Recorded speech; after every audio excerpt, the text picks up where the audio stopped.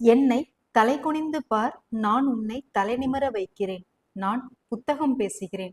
மிகவும் ஆழமான அற்புதமான வார்த்தை. 1 கோடி ரூபாய் கிடைத்தால் நீங்கள் என்ன செய்வீர்கள் என்று மகாத்மா காந்தியிடம் கேட்டபொழுது, நான் ஒரு நூலகம் கட்டுவேன் என்றாராம்.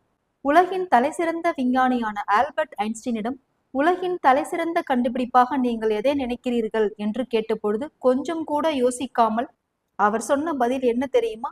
புத்தகம். ஒவ்வொரு படமும் நடிக்க ஒப்புக்கொள்ளும் பொழுது தனக்கு வரும் முன்பணத்தில் முதல் $100 புத்தகங்கள் மட்டுமே வாங்குவாராம் சார்லி சாப்ளின்.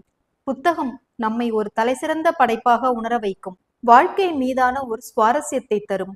புத்தகத்தினால் கூர்த்திட்டப்படும் உங்கள் அறிவு அணுகுண்டை விட வலிமையானது. மற்றவர்கள் கருத்தை ஆராயாமல் அப்படியே ஏற்றுக்கொள்ளும் மனோபாவத்தை நீக்கும். உங்களை சிந்திக்க தூண்டும். குறிப்பாக இப்பொழுது இருக்கும் தகவல் தொழில்நுட்ப காலகட்டத்தில் விமர்சனங்களை கையாள கற்றுத்தரும். சங்கடம் ஏற்படுத்தும் ஒரு சில மனிதர்களையும் சூழல்களையும் எளிதில் கடந்து போக கற்றுத்தரும். ஒரு நூலகம் திறக்கப்படும் பொழுது ஒரு சிறைச்சாலை மூடப்படும் என்பது ஆகச்சிறந்த பழமொழி. புத்தக வாசிப்பு பற்றியும் புத்தக வாசிப்பின் இன்றியமையாமை பற்றியும் உங்கள் கருத்துக்களை பதிவிடுங்கள்.